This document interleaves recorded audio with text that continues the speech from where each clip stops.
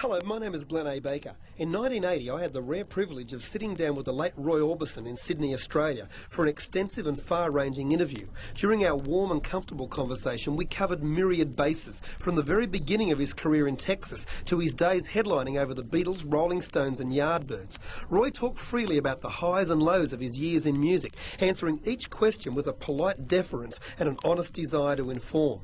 As I conversed, I couldn't help but sense the deep well of sorrow which lay just under the surface of a man who had lost a wife and two of his children in appalling tragedies. He was not an artist given to undue frivolity. This close to his demise, it's difficult to think of Roy with any emotion beyond sadness. But as time passes and the pain of our loss diminishes, the joy of our appreciation of Roy's magnificent recorded legacy will carry us through. Part of that legacy is this rare insight, which I'm pleased to share with every fan of the Big O. The Jewel single that you cut at Norman Petty's studio in the Clover Studios in New Mexico. Mm-hmm. How did you become involved with Petty? We had a television show going and we were singing Ooby Dooby, which I had learned from a couple of fellows at college. Wade Moore and Dick Pinner wrote the song, and we had at North Texas we had each Saturday night a free concert for the students, and it would usually consist of an orchestra, and sometimes people like Harry James and that would come by. But this particular evening we were going to just listen to the school orchestra, and then they said they had a surprise, and so these two fellas come out on stage with just a guitar, and they sing this song, and people went crazy. And I said, well, I'd better get away from school and get back to what I know best. And so I took this song back to West Texas and was on television with it. And it was a huge local success, the show and the song. And there were some people in Seminole, Texas, wanted me to make a record for them. So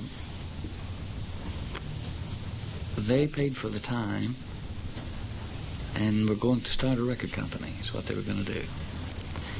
And one of the fellows was named Weldon Myrick. Yeah, the pedal steel guitarist.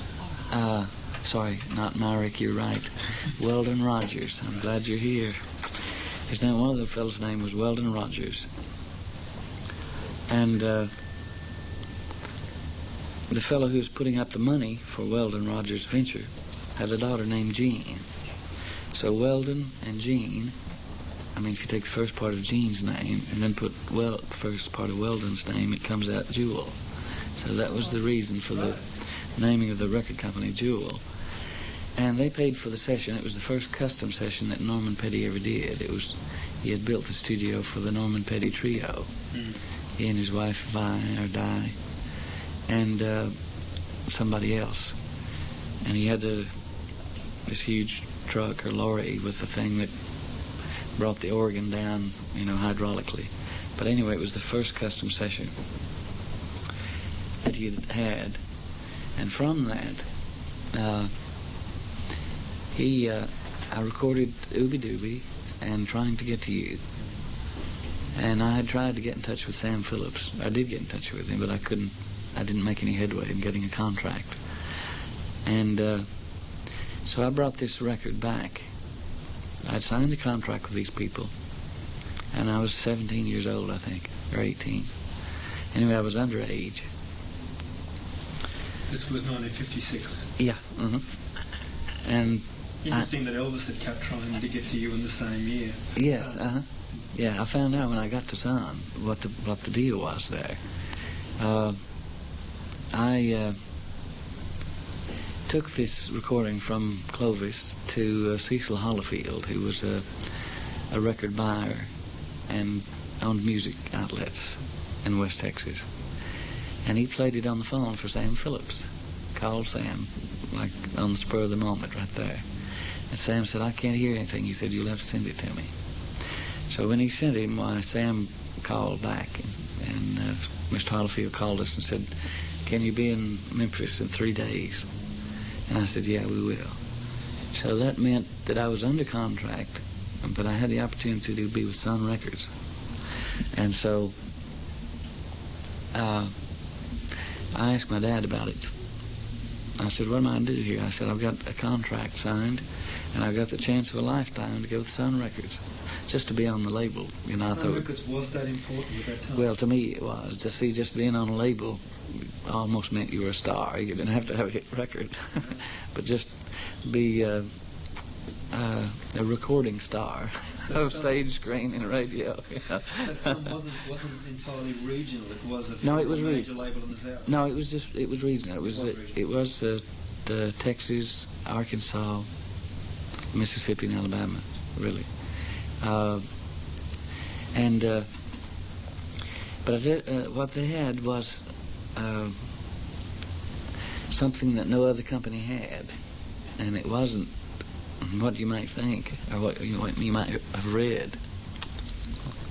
It was that in the tradition of country music stars who would make records and be on the Grand Ole Opry or some other show, they would go out then and hit the road and take the show on the road.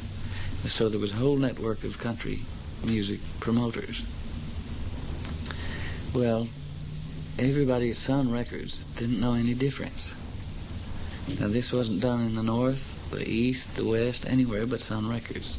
The only place in the world that the people would make a rock record and then go on tour, and tour with country artists. So that promoted. See, if Johnny Cash hadn't come, if Elvis and Johnny and everybody hadn't come to Odessa to play and sing, then I wouldn't have known how to even get in touch with Sun Records.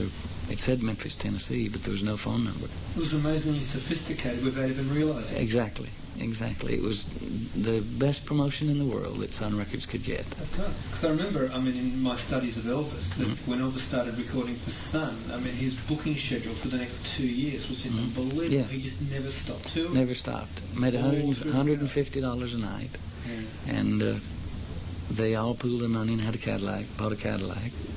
But it was basically owned by Bob Neal, you know. Yeah, and but Bob was our manager too. Really? Yeah. Neal managed you also? Me and Johnny Cash and Carl Perkins and everybody. And Jerry? Everybody at Sun Records. Oh, really? So that's what made Sun Records so important, was the fact that we would, after I did get there then, Sam said, you cannot do Trying to Get to You. And I said, why is that? And he said, I just sold Elvis Presley for $40,000 and Carl Perkins. And among the material that I'm not allowed to record ever is Trying to Get to You. And but that's on your Sun recordings. You did record it for Sun? Yes, I did. Yeah. Well, see, he told me that afterwards. You see, all these, I only made 3 records for Sun, 3 singles, and the rest of it were demos. Aha, I see. Just me and my guitar. And then they stacked around all because those there's songs. 11 on this album. Yeah. Yeah. They stacked around those demonstration tapes, drums and saxophone and anything they could get. I'm curious, Roy, about something with Sam Phillips. Now, we all know the classic tale about how Sam bought to Elvis black records and said, sound like this. Now, I believe he did much the same to Exactly you, but you the didn't same. respond quite as readily as Elvis did. No. You didn't have an affinity with that black music. Well, I did, but he wasn't talking my language. In other words, I wasn't sophisticated, but I was a university educated boy. And when he brought out the first record of That's All Right by Arthur Crudup, and then he brought out Mystery Train. The same records he brought out for Elvis? Yes, exactly the same. He said, now sing like that.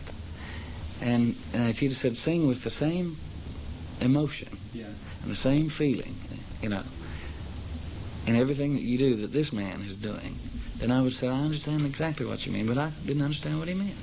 I didn't know what he was getting at. He said, sing like that. But I couldn't sing like that. I was already been in the business a good while, and I was patterned in my own way.